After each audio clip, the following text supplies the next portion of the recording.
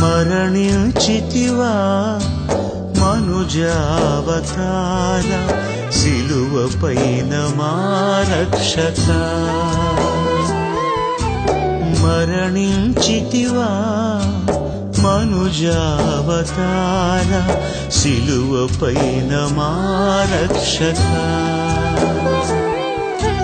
మధురమయా నీ ప్రేమ మరువనయా ఈ త్యాగం నీ బలియాగం నీ ప్రేమానురాగం మరణించితివా మనుజావతార సిలువ పైన మా రక్షక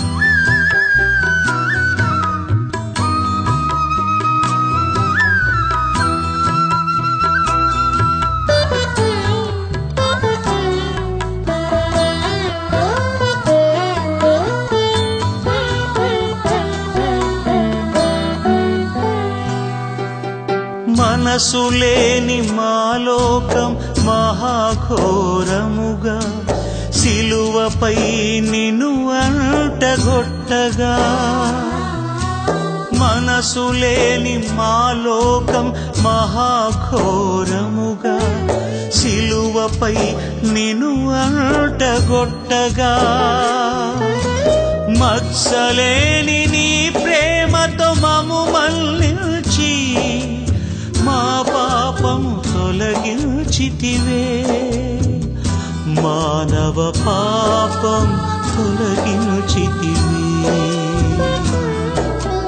మధురమయా నీ ప్రేమ మరువనయా ఈ త్యాగం నీ బలియాగం నీ ప్రేమానురాగం మరణించితివా మనుజావతార సిలువ పైన మా రక్షక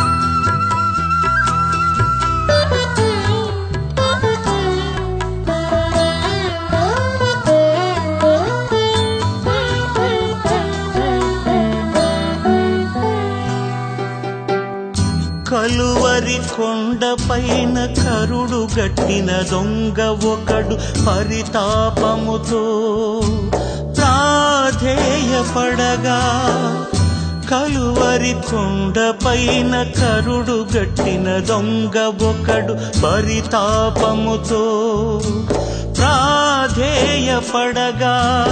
జాలిగల మనసుతో అతనిని మన్నించి మోక్ష మార్గం చూపించితివే ముక్తినొసగి కాపాడితివే మధురమయా నీ ప్రేమ మరువనయా ఈ త్యాగం నీ బలియాగం నీ ప్రేమానురాగం మరణించితివా మనుజావతార సిలువ పైన మా రక్షక మరణించితివా మనుజావతార పైన మా రక్షకా.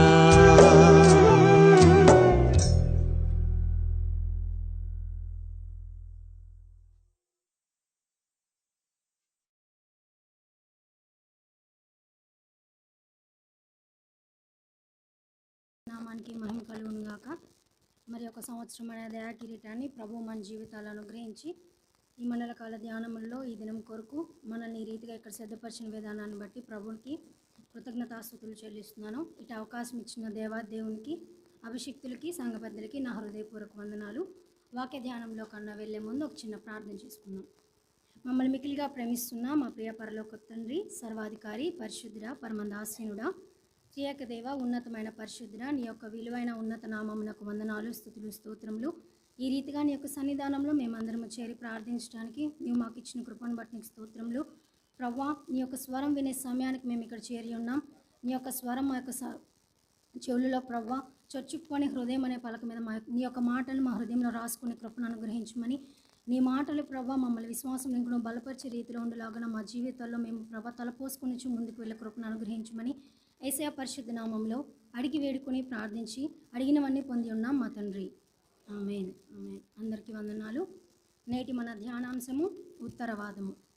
మనకి ఇవ్వబడిన లేఖన భాగము యోహాను సువార్త 19వ అధ్యాయము 30 నుంచి 34 వచనముల వరకు మనం చదువుగా విన్నాం. ఇందులో యేసు ప్రభు వారు సమాప్తమైనది అని చెప్పి తండ్రికి తన ఆత్మను అప్పగించిన తరువాత పరిస్థితిని మనం ఇక్కడ చూస్తూ ఉన్నాం. అయితే ఉత్తరవాదిగా ప్రభు శిలువ మీద మనం అనుభవించవలసినటువంటి ప్రతి విధమైన అవమానంను, మనం అనుభవించవలసిన ప్రతి దానిని శిలువ మీద యేసు ప్రభు వారు మన పక్షాన తీసేసుకొని మనకి అనుగ్రహించిన సందర్భం ఈ యొక్క పాఠ్యభాగంలో మనం చూస్తూ ఉన్నాం. అయితే యేసు 30వ వచనంలో 19వ అధ్యాయం ఎలా వంచి ఆత్మను అప్పగించెను. It is finished. సమాప్తం అయినది. సింగులర్ వర్డ్, ఒక్క పని మాత్రమే ఇక్కడ మనకి మెన్షన్ చేయబడింది. ఇట్ ఈజ్ ఫినిష్డ్, ఒక్కటి మాత్రమే, సమాప్తం అయినది. ఏమైపోయింది అంటే మనందరికీ తెలుసు. పాత నిబంధన పాఠ్యభాగం నుంచి మనం ముందు నుంచి చూస్తూ ఉన్నప్పుడు ప్రభు యొక్క చిత్తాన్ని నెరవేర్చే వ్యక్తులు చాలామంది ఉన్నప్పటికీ ఎవరో ఒకళ్ళు ఏదో ఒక విషయంలో, ఏదో ఒక సందర్భంలో వారి యొక్క జీవితాల్లో దేవుని ఎదుట సరైన ప్రవర్తన కలిగి లేకపోవటం మనం చూస్తూనే ఉన్నాం. ఇంతగా నీతిమంతులుగా తీర్చబడినప్పటికీ, ఎంత ప్రార్థనా పరులుగా తీర్చబడినప్పటికీ, విశ్వాసంలో ఉన్నత స్థాయిలో వారి యొక్క ఆత్మీయతని ప్రభు ఎదుట, తండ్రి ఎదుట కనపరిచినప్పటికీ వారి యొక్క జీవితాల్లో మనం ఏదో ఒక లోటుని, ప్రభు ఎదుట సరిగా లేని ప్రవర్తనని, ఏదో ఒక ముళ్ళుని వాళ్ళ జీవితాల్లో, అంటే ఒక శారీరక లోపం కానీ ఆత్మీయ లోపాన్ని కానీ మనం చూస్తూ ఉన్నాం. అయితే మనందరికీ తెలిసిన విషయమే, ప్రభువుకి ఏదన్నా బలి అర్పించేటప్పుడు అది నిర్దోషమైనదిగా ఉండాలి. దాని మీద మచ్చ అయినను, డాగైనను, ముడత అయినను, కలంకమైనను ఏదిగా ఉండడానికి వీలేదు. జ్యేష్ఠమైనదిగా మాత్రమే అది ప్రభు తండ్రికి అర్పించవలసిందిగా ఉంది. ఇది మనకి ఎక్కడ తండ్రి అయిన దేవుని ద్వారా ఇశ్రాయేల్ ప్రజలకి అనుగ్రహించబడింది. ఐగుప్తు నుంచి వారు విడుదల పొంది వచ్చే సమయంలో వారు చేసిన యొక్క క్రియ పస్కా బలిగా దానిని ప్రభు వాళ్ళకి తెలియపరచడం చూసాం. ఒక గొర్రె పిల్లని తీసుకొని దానిని వధించి వారి ఇంటి మీద దేవుడు చెప్పిన సిలువ గుర్తును వేసిన దగ్గర ఆ మరణదూత గృహాల్ని పాస్ ఓవర్, పస్కా అది జరిగిపోయింది. అప్పుడు నుంచి ఈ పస్కా బలి ప్రారంభమవుతుంది. అయితే ఇది నెలలో మొదటి నెల 14వ దినము అన్నప్పుడు జరగవలసిందిగా ప్రభు వారికి చెప్తా ఉన్నాడు. ఈ పాస్ ఓవర్ జరుగుతూ ఉన్నప్పటి నుంచి ఒక ఆచారంగా మాత్రమే పాపం చేయడం, బలి అర్పించాం కదా మరలా ఇంకొక పాపము చేయడం అనేది ఒక ఆనవాయితీలాగా అయిపోయింది. అందుకే మనం రేపు జరగబోయే మట్టలాదివారం తర్వాత కూడా ప్రభు మందిరావరణంలోకి వెళ్ళిపోయిన తర్వాత నా తండ్రి ఇల్లు వ్యాపారపు ఇల్లుగా మార్చేశారు. అంటే వ్యాపారంగా మనం భక్తిని జరుగుతూ ఉన్న పరిస్థితుల్లో ఏ ఒక్క వ్యక్తి కూడా తండ్రి చిత్తాన్ని నెరవేర్చడానికి తగిన సమర్థులుగా లేకుండా ఉన్న పరిస్థితులు మనం చూస్తూ ఉన్నాం. ఎవ్వరూ కూడా మరణ శాసనం ఎక్కడ ఉన్నదో అక్కడ మరణ శాసనం రాసిన వారి యొక్క మరణం అవశ్యం అని చెప్పి వాక్యంలో రాయబడి ఉంది. ఈ మరణ శాసనం ఖచ్చితంగా జరగాలి అంటే ఎవరైతే తండ్రి యొక్క చిత్తానికి అనుగుణంగా పాపం అంటే ఎరుగని వాళ్ళై ఉన్నారో వారు మాత్రమే అర్పించవలసిన వాళ్ళే ఉన్నారు. అదే నజరేయుడైన యేసుక్రీస్తు. అప్పటి వరకు ఎన్ని బలులు అర్పించినప్పటికీ, ఏమి చేసినప్పటికీ వారు అందరూ అర్పించే వారి హృదయాలు తండ్రి చిత్తానికి విరుద్ధంగా మాత్రమే ఉన్నాయి. అందుకే 51వ దావీదు సంకీర్తనలో దావీదు భక్తుడు ఏం చెప్తాడు? నువ్వు బలిని కోరుకుంటే నేను ఎన్నో బలులను అర్పిస్తాను, కానీ నువ్వు బలిని కోరువాడవు కాదు, నా హృదయాన్ని కోరుకుంటున్నావు. నా హృదయంలో మార్పు లేకుండా మనం ఎన్ని బలులను అర్పించినా కూడా అది వ్యర్థమే. హృదయము మార్పు లేని స్థితిలోనే బలులు అర్పిస్తూ ఉన్నారు. వారి యొక్క ప్లేస్ని, వారి యొక్క పాపానికి రీప్లేస్గా, వారికి బదులుగా, వారి యొక్క పాపానికి ప్రాయశ్చిత్తంగా వారికి బదులుగా వేరే ఒక ఉత్తరవాదిని, అంటే గొర్రెపిల్ల అనే ఉత్తరవాదిని పాత నిబంధన వరకు అర్పిస్తూ వచ్చారు.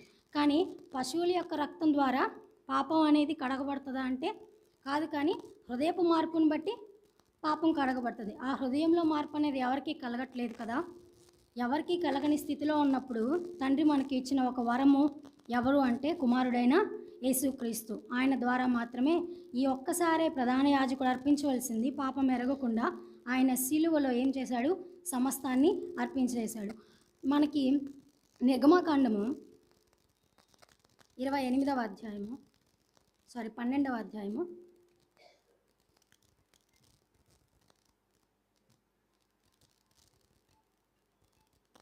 14వ వచనంలో, కాబట్టి ఈ దినము మీకు జ్ఞాపకార్థమైనదగును, మీరు యెహోవాకు పండుగగా దానిని ఆచరింపవలెను, తరతరములకు నిత్యమైన కట్టడగా దానిని ఆచరింపవలెను. సంఖ్యాకాండము 28వ అధ్యాయము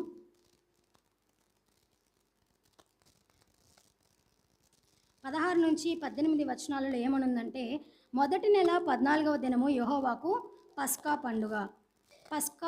పండుగ. మనం చదువుకున్న నిర్గమకాండంలో అక్కడ ఏం రాయబడిందంటే, వారు అర్పించే ఈ పస్కా పండుగ యెహోవాకు పండుగ. అంటే ఈ పస్కా బలి అనేది ఇశ్రాయేలీలకు దేవుడు ఒక పండుగగా జరుపుకోమని ఆజ్ఞాపించాడు. ఏ రీతిగా జరుపుకోమని ఆజ్ఞాపించాడు? పండుగగా ఆజ్ఞాపించాడు. మనం ఈ 40 దినాల శ్రమల కాల అనుభవాల్లో వెంటనే ఈ 40 డేస్ అనగానే శ్రమల కాలం అని చెప్పేస్తాం, శ్రమల దినాలు అని చెప్పేస్తాం. చక్కగా ప్రతిరోజు మనకు పాస్టర్ గారు ఏం చెప్తున్నారంటే, మన ప్రభువుని శ్రమ అనుభవ దినాలు అని ఖచ్చితంగా పాస్టర్ గారు మనకి మెన్షన్ చేస్తున్నారు. కానీ మనమైతే ఏం చెప్తున్నాం? శ్రమల దినాలు. ఆయన అంతా శ్రమగా, పాపంగా, ఏమీ లేనివాడుగా సిలువ మీద అర్పించబడినప్పటికీ మనం ఈ దినాలను ఎలా పరిగణిస్తున్నాం? శ్రమల దినాలుగానే పరిగణిస్తున్నాం. అంటే ఇది పండుగ జరగవలసిన సమయం, మనం ఈ పండుగగా పరిగణించవలసిన సమయం. కానీ మనం దానిని ప్రభు పండగగా సెలబ్రేట్ చేసుకోమన్న సమయాన్ని మనం ఒక దుఃఖకరమైన సందర్భంగా, ఎదుటి వ్యక్తులకు మనం అట్లాగా తెలియకుండానే ఈ శ్రమ అనుభవం అని ప్రొజెక్ట్ చేసేస్తున్నాం. యెహోవాకు పండుగ, పస్కా పండుగ. అంటే పండుగను మనం ఎట్లా సెలబ్రేట్ చేసుకుంటాం? ఒక 1 మంత్ నుంచే మొత్తం ప్రిపరేషన్స్ అన్నీ చేస్తాం. ఎందుకని మరి మనం దేవుడు పండుగ ఎందుకు చేశారు? మన బదులు మనం చేయాల్సిన పని, మనకి భారం లేకుండా, మనకి నొప్పి తెలియకుండా, మన పక్షాన సమస్తమైనటువంటి శిక్షను అనుభవించిన యేసుక్రీస్తు మన కొరకు బలిగా అర్పించబడినప్పుడు మనం అక్కడ చేయవలసిందంటూ ఏదీ లేదు. మనం బలి అయిపోవాల్సిన సందర్భం లేదు, మనం సిలువ వేయబడాల్సిన సందర్భం లేదు. మన పని ఇంకొకరు చేస్తే మనకు తేలికైనప్పుడు మనం ఎంత సంతోషపడతాం? దానిని పండుగ, కృతజ్ఞతగా దేవునికి అర్పణగా ఉండాలి తప్ప మనం దానిని ఎట్లా పరిగణిస్తున్నాం? శ్రమ అనుభవంగా అనిపిస్తున్నాం. కానీ ఈ ఉత్తరవాదిగా ప్రభువైన అయిన యేసుక్రీస్తు పండుగను జరుపుకోవడానికి మనకు ఒక అవకాశం ఇచ్చి ఉన్నాడు.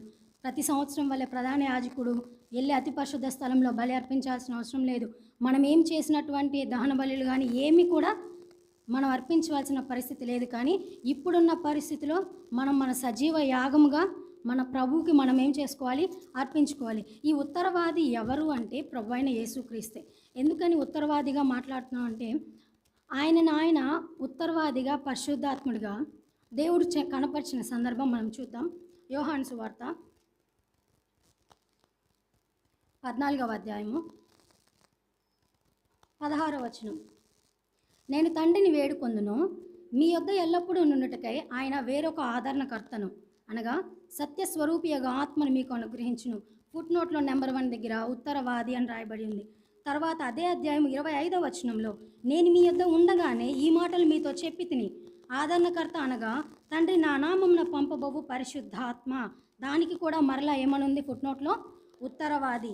పరిశుద్ధాత్మ సమస్తమును మీకు బోధించి నేను మీతో చెప్పిన సంగతులన్నింటినీ మీకు జ్ఞాపకము చేయను. ఇప్పటివరకు ప్రతి పరిస్థితిలో ప్రభువైన యేసుక్రీస్తుని బోధకుడుగా, రక్షకుడుగా, అభిషిక్తుడుగా, మనిషి కుమారుడుగా, సన్ ఆఫ్ డేవిడ్, దావీదు కుమారుడుగా ఇట్లా పరిగణించుకుంటా పిలుచుకుంటా వచ్చిన సందర్భంలో ఆయన ఒక డిఫరెంట్గా తనని తాను పరిశుద్ధాత్ముడు అంటే ఆయనకే ఇంకొక తండ్రి కుమార పరిశుద్ధాత్మ త్రిత్వము ఏకంగానే ఉన్నాడు. ఆయనకి ఇంకొక రూపాన్ని ఆయనే శిష్యులు ఎదుట ప్రొజెక్ట్ చేసుకుంటున్న సందర్భం. ఆదరణకర్త అనగా ఎవరు? పరిశుద్ధాత్ముడు. ఆ పరిశుద్ధాత్ముడిని ఉత్తరవాదిగా మనకి ఇక్కడ మనం చూస్తూ ఉన్నాం. అంటే ఆదరణకర్తగానే, ఉత్తరవాదిగానే, పరిశుద్ధాత్ముడిగానే దేవుడు మనలో ఉన్నాడు. ఆదరణకర్త అంటే ప్రతి ఒక్క సందర్భంలో కూడా మనకి ఏం కలిగించడానికి తండ్రి యేసు ప్రభు మనకి ఏం చెప్పి ఉన్నాడో వాటన్నిటిని ఏం చేస్తారని ఇక్కడ వాక్యంలో రాయబడి ఉంది, జ్ఞాపకం చేస్తాడు. ఆయన మీతో కూడా ఉండుటకు మీ కొరకు ఒక ఆదరణకర్తను ఇస్తాడు. మీతో కూడా ఉండుటకు, కొంచెం సేపు ఉండుటకు, టెంపరీగా ఉండుటకు కాదు.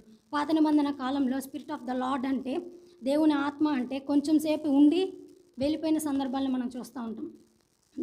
దావీదు సితారా వాయించినప్పుడు ప్రభు ఆత్మ తన మీదకి బలంగా దిగివచ్చును. సౌలు కూడా ప్రవక్తల్లో ఉన్నాడా అనే సందర్భం ఆయన మీదకి ఆత్మ దిగివచ్చిన సందర్భం.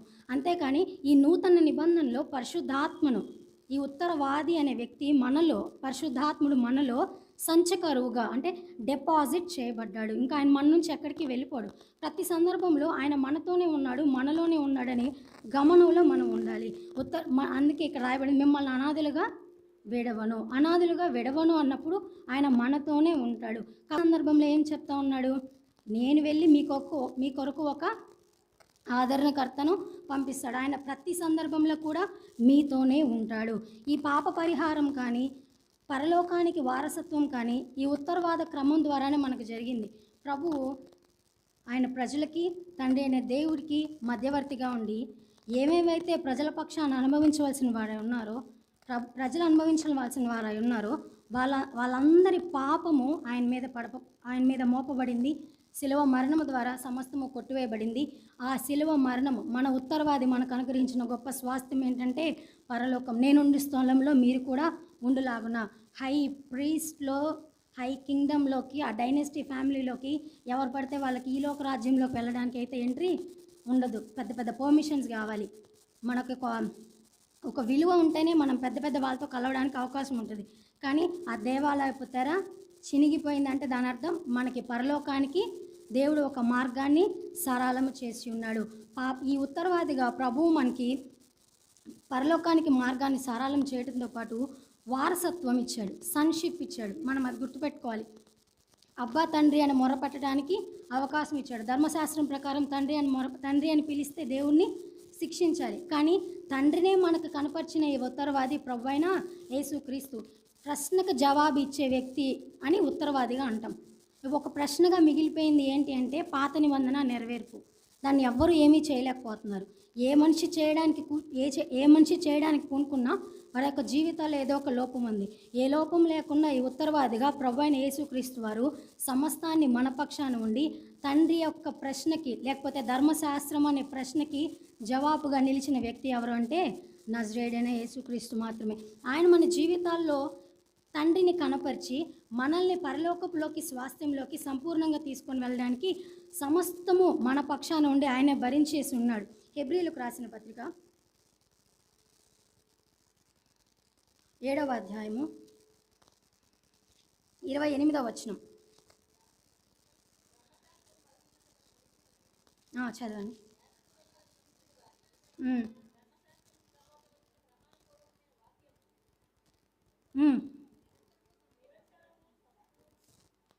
ధర్మశాస్త్రం బలహీనత గల మనుషులను యాజకులుగా నియమించును. కానీ ధర్మశాస్త్రములకు తర్వాత వచ్చిన ప్రమాణపూర్వకమైన వాక్యం నిరంతరమును సంపూర్ణ సిద్ధి పొందిన కుమారుని నియమించును కనుక ఈయన ఆ ప్రధాన యాజకుల వలె మొదట తన సొంత పాపముల కొరకు, తర్వాత ప్రజల పాపముల కొరకును దినదినము బలులను అర్పింపవలసిన అవసరం కలవాడు కాడు. తను తాను అర్పించుకున్నప్పుడు ఒక్కసారి ఈ పని చేసి ముగించెను. ఆయన ముగించిన పనిని మరలా మనం ప్రారంభించాల్సిన అవసరం లేదు. ప్రార్థనల ద్వారా తండ్రి దగ్గర నుంచి ఉత్తరం, ఆన్సర్ రావాలని ఎక్స్పెక్ట్ చేస్తాం.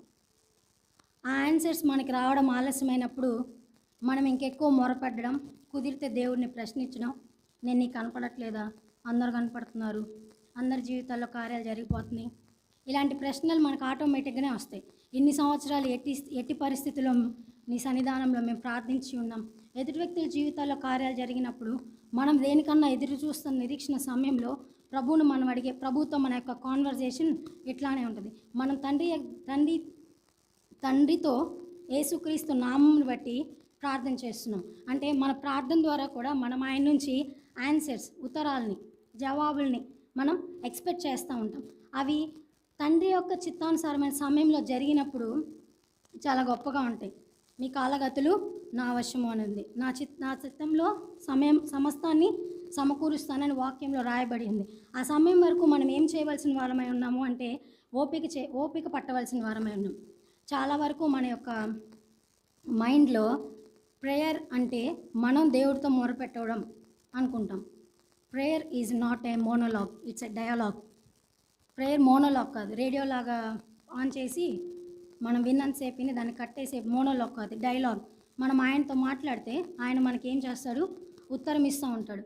మనం దేవుడితో ముఖాముఖిగా మాట్లాడిన వాళ్ళ యొక్క జీవితాలను మనం పరిశుద్ధ గ్రంథంలో చదువుతాం.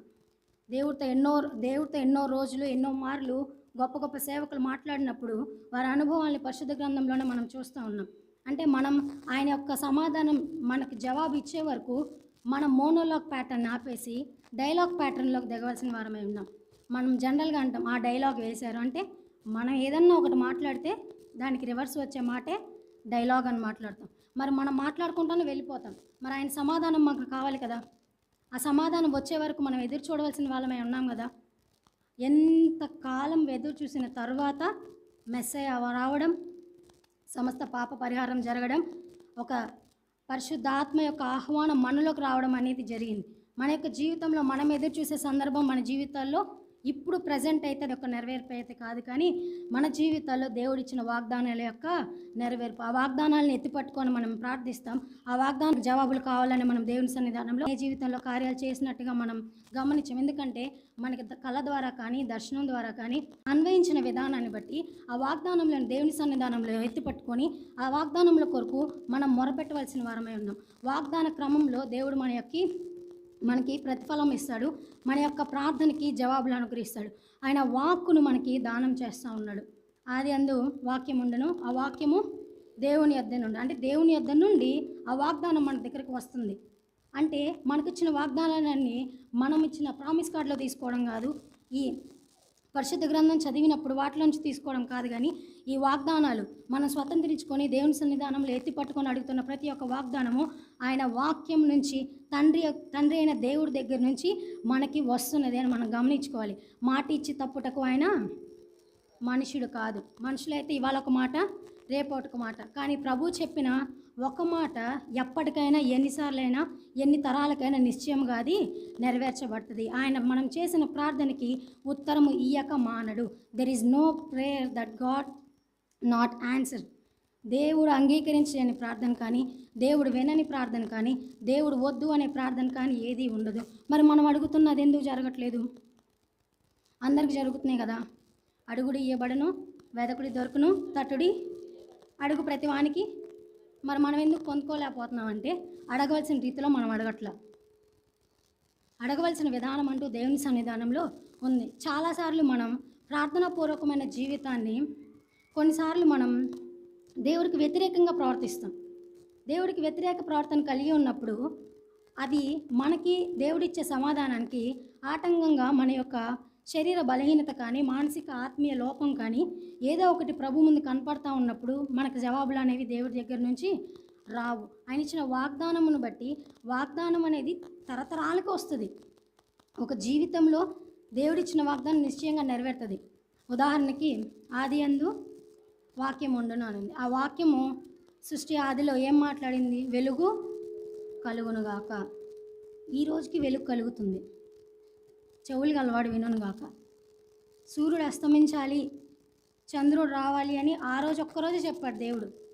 ఈ రోజుకి సూర్యుడు ఉదయిస్తున్నాడు, చంద్రుడు వస్తున్నాడు, సూర్యుడు అస్తమిస్తున్నాడు. పోనీ ఆయన దిక్కుస్తాడు. ఆ జవాబును పొందుకునేటప్పుడు మనం ఎటువంటి ప్రవర్తనను కలిగి ఉన్నాము అనేది ముఖ్యము. చాలాసార్లు ప్రార్థనకు ముందు ఒక ప్రవర్తన కలిగి ఉంటాం, ప్రార్థన చేసేటప్పుడు ఒక ప్రవర్తన కలిగి ఉంటాం, అడిగిన దాన్ని పొందుకున్న తర్వాత వేరే ఒక ప్రవర్తన కలిగి ఉంటాం. దేవుడికి విరుద్ధమైన ప్రవర్తన ఇస్తే తరతరాలు ఇది నాకే సొంతం అనుకున్న సౌలు రాజ్యాన్ని తీసుకోవడానికి ఎంతోసేపు పట్ల 40 సంవత్సరాలు సౌలు రాజు పరిపాలిస్తే వాక్యంలో కేవలం 2 సంవత్సరాలు మాత్రమే రాయబడినట్టుగా ఉంది. అంటే 2 సంవత్సరాలు మాత్రమే ఆయన సరైన రీతిలో దేవుని ఎదుట హృదయము కనపరిచాడు. మిగిలిన 38 సంవత్సరాలు దావీదుని చంపుకోవడానికి అట్లా తన యొక్క జీవితాన్ని ఏం చేస్తూ ఉన్నాడు? మనిషి వెనుక పడ్డాడు, ప్రభు వెనుక, మనిషి కుమారుడు వెనుక పడల, ప్రభు వెనుక పడల. అప్పటి వరకు ఎటువంటి ప్రవర్తన కలిగి ఉన్నాడు? ఎంతో తగ్గింపు కలిగి ఉన్నాడు. మన జీవితాల్లో మనం కూడా మన జీవితాల్లో ఒక అడగడానికైతే గొప్ప ఆశలతోనే అడుగుతాం. వాగ్దానాలన్నీ కూడా శ్రేష్టమైనవే మనం ఎత్తి పడుగుతాం. మనం ఎట్లాంటి శత్రువులు ఎదుట భోజనం సిద్ధపరచబడాలి, నీ శత్రువులు నీ పాద కింద ధూళైపోవాలి. ఎట్లాంటి ప్రార్థనలు చేయడంలో మనం సిద్ధహస్తులం అనేది చెప్పుకోవాలి. వాస్తవం, ఎందుకంటే శత్రువు మీద అధికారం మనకి దేవుడు ఇచ్చి ఉన్నాడు.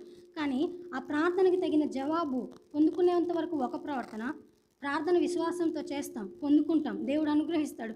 కానీ అనుగ్రహించిన తర్వాత దేవుడు మనం కోరుకున్న జవాబులు మనకు అనుగ్రహించిన తర్వాత, ప్రతిఫలాలు మనం పొందుకున్న తర్వాత మన ప్రవర్తన దేవుడి ఎదుట సరిగా లేకపోతే ఎంత గొప్ప ఆశీర్వాదమైనా సరే తృణీకరింపబడుతుంది. అది ఎంత గొప్పదైనా సరే దేవుడు తీసివేసుకోవడానికి వెనక ఆడాడు. ఎంత గొప్ప గొప్ప విషయాలను మనం చూస్తూ ఉన్నాం. ఈరోజు ఒక్కసారి ఒక వ్యక్తి యొక్క ప్రవర్తన మనల్ని పరలోకానికి తీసుకెళ్ళగలిగితే, ఒక వ్యక్తి యొక్క మనిషి రూపంలోనే కదా ప్రభు ఈ లోకంలోనికి వచ్చి ఉన్నాడు, నరమాంస రూపంలోనే వచ్చి ఉన్నాడు. ఆ నరమాంస రూపంలో ఉన్న ఒక వ్యక్తి దేవుని ఎదుట, తండ్రి ఎదుట సరైన ప్రవర్తన కలిగి ఉన్నప్పుడు ఒక మనిషి విశ్వాసం ఇన్ని కోట్ల మందికి పరలోకాన్ని ఇవ్వగలిగితే, కనీసం మనం చేసే ప్రవర్తన, మనం చేసే ప్రార్థన, మనం కలిగి ఉండే విశ్వాసం మన తరాల కన్నా ఆశీర్వాదంగా ఉండాలి కదా. తరాల దాకా సరే మన కుటుంబంలో ఉన్న ఆశీర్వాదకరంగా ఉండాలి కదా. మనం ఏం చేయగలుగుతాం? నేనేం చేయగలుగుతా? దేవుని ఎదుట ఎడ్యుకేషన్ సిస్టమ్ పనిచేయదు. పామరులైన వీళ్ళకి ఇటువంటి జ్ఞానం ఎలా వచ్చింది అని శిష్యుల గురించి మాట్లాడుకున్నారు. ఎడ్యుకేషన్ సిస్టమ్ దేవుడి ఎదుట పనిచేయదు, రాయల్టీ దేవుడి ఎదుట పనిచేయదు. Only faith, only works. దేవుని సన్నిధానంలో విశ్వాసం మాత్రమే పనిచేస్తుంది. ఆ ప్రార్థనకి తగిన ప్రతిఫలాలు పొందుకోవడానికి మనం కొన్ని చేయవలసిన వాళ్ళమై ఉన్నాం. ఒక వ్యక్తి చూపిన విశ్వాసం, ఒక వ్యక్తి చూపినటువంటి విధేయత పరలోకాన్ని మనందరికీ ఆహ్వానం ఇవ్వగలుగుతుందంటే, మరి మన జీవితాల్లో మనం చూపించే విశ్వాసం మన తరతరాలు దేవుడి యొక్క సన్నిధానంలో వారు ఉండడానికి అవకాశం ఉంటుంది. అటువంటి వ్యక్తే దావీదు. చూద్దాం సమూయేలు 2వ గ్రంథం 7వ అధ్యాయం 16వ వచనం.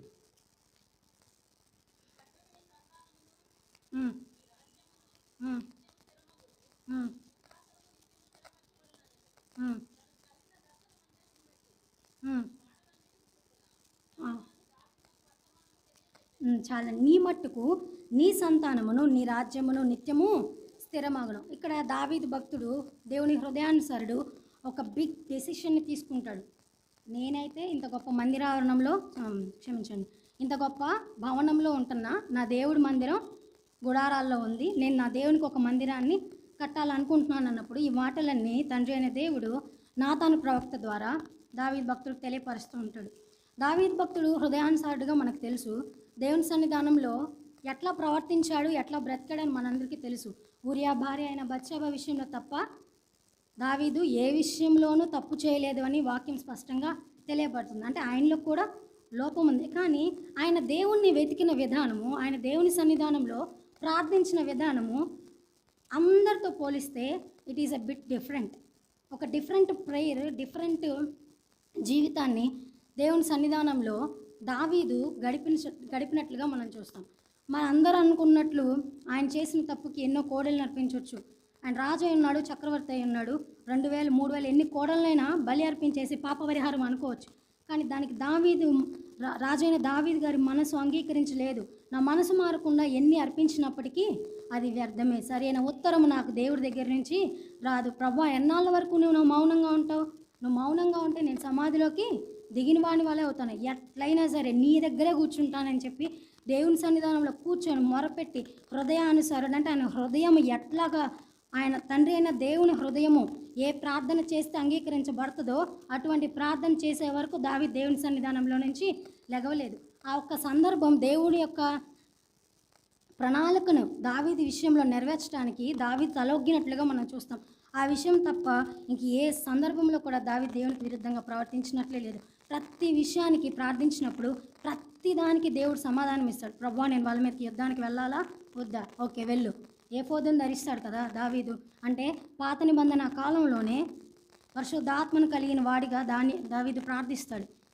నీ ఆత్మ నా యుద్ధ నుండి తీసివేయద్దు. అంటే ఇప్పుడు ఆయనకు ఒక ఆత్మ ఉందని తెలుసు, అది పరిశుద్ధమైనదని దావీదు భక్తుడికి తెలుసు. అవన్నీ తెలిసి దాన్ని తీసేస్తే నేను సర్వైవ్ అవ్వలేను ప్రభువా, దాన్ని నా నుంచి తీసివేయద్దు అని మొరపెడతాడు. ఈ వాక్యం కూడా మనం చూస్తే దావీదు చూపిన ఒక్క మనిషే, ఒక్క వ్యక్తే, ఒక్క విశ్వాసమే. ఆయనలో ఉన్న విశ్వాసము ఆయన తరాలు తరాలు తరాలు సింహాసనం మీద దావీదు వంశం వాడు ఒకడు ఉండక మానడు అంటాడు. నజరేయుడైన యేసు ఇంకొక పేరు కూడా మనం ఏం పిలుస్తాం? గుడ్డి భర్తమయ్యి ఏమని పిలుస్తాడు? దావీదు కుమారుడా. అంటే ఆయన చూపిన విశ్వాసం యేసు ప్రభు కూడా ఆ వంశంలోనే పుట్టాలి, ఆ వంశంలో నుంచే రావాలి అని అంత గొప్పగా ఉంది. మన జీవితంలో మనం కూడా ఎదురు చూసే సందర్భాలు అవే. మనం అనుకుంటాం మన ఒక్కళ్ళ వల్ల ఎక్కడవుతుందని కొన్ని విషయాల్లో మనం మాట్లాడతాం. Especially when it comes to money, డబ్బుల విషయానికి వస్తే నా ఒక్కళ్ళ వల్ల ఏమవుతుంది అని. దావీదు డబ్బుల్ని పెట్టేప్పుడు దేవుని సన్నిధానంలో మొరపెట్టలేదు కదా. పరిపూర్ణమైన విశ్వాసం నీళ్లు కుమ్మరించినట్లుగా ప్రతి రాత్రి నా పరుపును ఏం చేస్తున్నాను? తేలా చేస్తున్నాను అని చెప్పాడు. దానికి తగిన జవాబును పొందుకున్నాడు. ఈరోజు దావీదు భక్తుడిని దేవుని హృదయానుసారుడిగా మనం చూస్తాం. ఆ ఒక్క మనిషి చూపిన విశ్వాసము ఈ రోజుకి దావీదు కుమారుడు అంటే ఆయన సింహాసనము, దావీదు సింహాసనం మీద ఆయన ఒక వంశంలో ఉన్న ఏ వ్యక్తి ఉండక మానడు అనే వాగ్దానాన్ని తీసుకున్నాడు.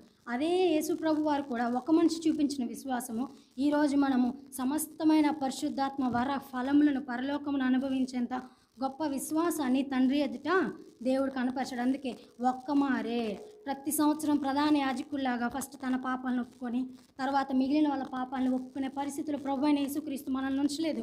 సమస్తము ఒక్కసారే తీసేశాడు. అంటే ఒక్కసారే అంత పాపాన్ని, పాపిగా కాదు, సిలువగా ఆయన మరణించింది, పాపముగా అంటే ఎంతైతే పాపం ఈ లోకంలో ఉందో ఆ పాప భారం అంతా ఆయన మీద మోయబడింది. సమస్తమైన పాపానికి ఆయన ప్రాయశ్చిత్తం అనేది జరిగించేశాడు, ఒక్కసారి అర్పించేశాడు. మరలా ఇంకా మనం ఆయన చేయాల్సింది ఏమీ లేదు. ఆయన చేసేసిన దాన్ని మరలా స్టార్ట్ చేయాల్సిన అవసరం లేదు, కానీ ఆయన ప్రారంభించిన దాన్ని మనమైతే కొనసాగించవలసిన వారమై ఉన్నాము. ధర్మశాస్త్రానికి జవాబుగా యేసుక్రీస్తు వారు ఉన్నారు. మన ప్రార్థనకి జవాబుగా తండ్రితో యేసు ప్రభు వారు ఏం చేస్తున్నారు? విజ్ఞాపన చేస్తూ ఉన్నారు. మనకి ఎట్లా మొరపెట్టాలో తెలియదు కాబట్టి ఆత్మ తానే మన పక్షముగా విజ్ఞాపన చేస్తున్నాం. మనం ప్రార్థన చేస్తున్నాం, విజ్ఞాపన చేయట్లా. కానీ యేసు ప్రభు మన గురించి తండ్రితో విజ్ఞాపన చేస్తున్నాడు. More than a prayer. అంటే ఇంకా గోజాడుతూ ఉంటాం కదా దేవుని సన్నిధానంలో, అంతకు మించి పరిశుద్ధాత్ముడుగా తండ్రి అయిన దేవునితో యేసు ప్రభు వారు మొరపెడతా ఉన్నారు. మొరపెట్టడం ఎలాగో, జవాబులు తెచ్చుకోవడం ఎలాగో, తండ్రి అయిన దేవుని నుంచి ఎట్లాగో మనకు కావాల్సింది పొందుకోవాలో ఈ రెండు వ్యక్తుల ద్వారా మనం చూడవచ్చు. నజరేయుడైన యేసుక్రీస్తు నామంలోనే మనం ప్రార్థన చేస్తాం. ఎందుకంటే మన ప్రేరణ పెట్టుకొని మనం ప్రార్థన చేసుకోలేం. ఆయన ద్వారా మాత్రమే మనం ప్రార్థన చేస్తే తండ్రి దగ్గర నుంచి మనకు జవాబులు వస్తుంది. ఇట్ ఈజ్ ఫినిష్డ్, సమస్తము పూర్తి చేయబడింది. మన ప్రార్థనలకు కూడా సమస్తము జవాబులు ఫినిష్ అయిపోయి అతి త్వరలోనే దేవుడు మనం కోరుకున్న విధిలో ఆయన చిత్తాన్ని బట్టి మనకి పరిష్కారాలు, సమాధానాలు దేవుడు దయచేయనుగాక. సమస్త జ్ఞానం ఇచ్చిన దేవుని సమాధానము యేసుక్రీస్తు అన్న మీ హృదయములకు తలంపులకు కావలి ఉండును గాక. ఆమేన్.